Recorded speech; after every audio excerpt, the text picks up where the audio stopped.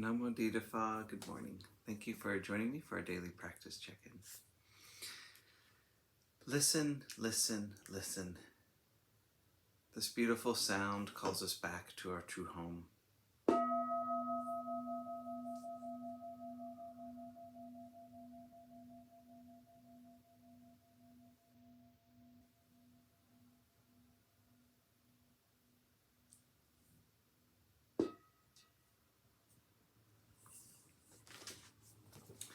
The fourth mindfulness training.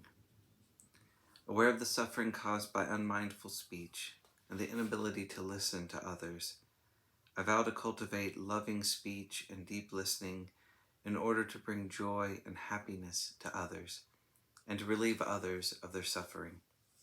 Knowing that words can create happiness or suffering, I'm determined to speak truthfully with words that inspire self-confidence, joy, and hope. I will not spread news that I do not know to be certain, and will not criticize or condemn things of which I am not sure. I will refrain from uttering words that can cause division or discord, or that can cause the family or the community to break. I'm determined to make all efforts to reconcile and resolve all conflicts, however small.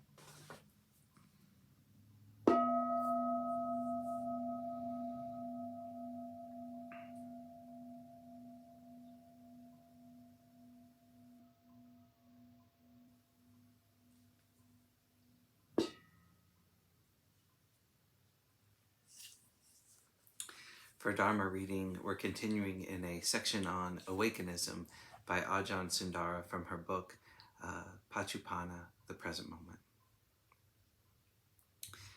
The mind that is not attached has enormous potential. It is vast and powerful. We don't always trust it because it can be difficult and uncomfortable to walk the way of not knowing. Ajahn Sundara was very strong in this respect. He taught me and many other people to develop a practice of not knowing, training the mind to be at peace with not knowing. When we see the mind following its ordinary habitual ways, don't know.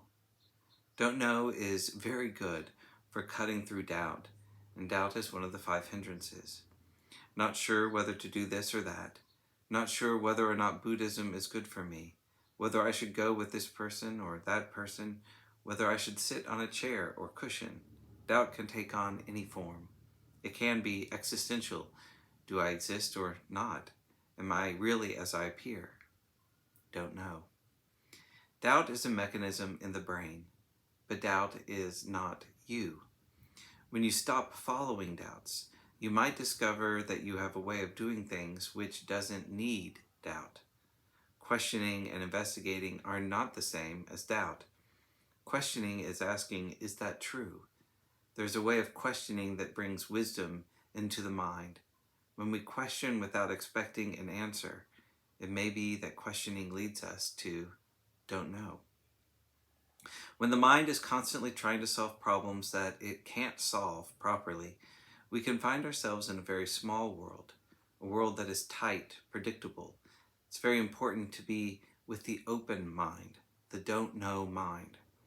When we say don't know, nothing has changed externally, but internally we have suddenly stopped sticking to the idea that we should know, that we must know.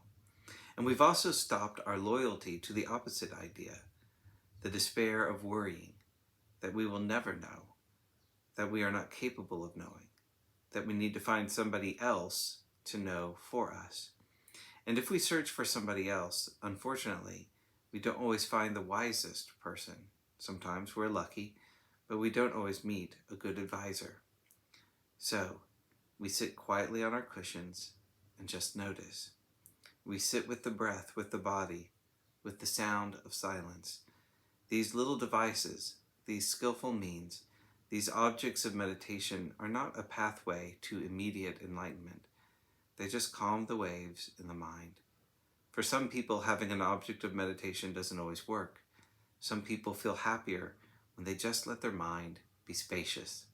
If that works for you, use that comfortable spaciousness as an object, as a way of reminding you to be present.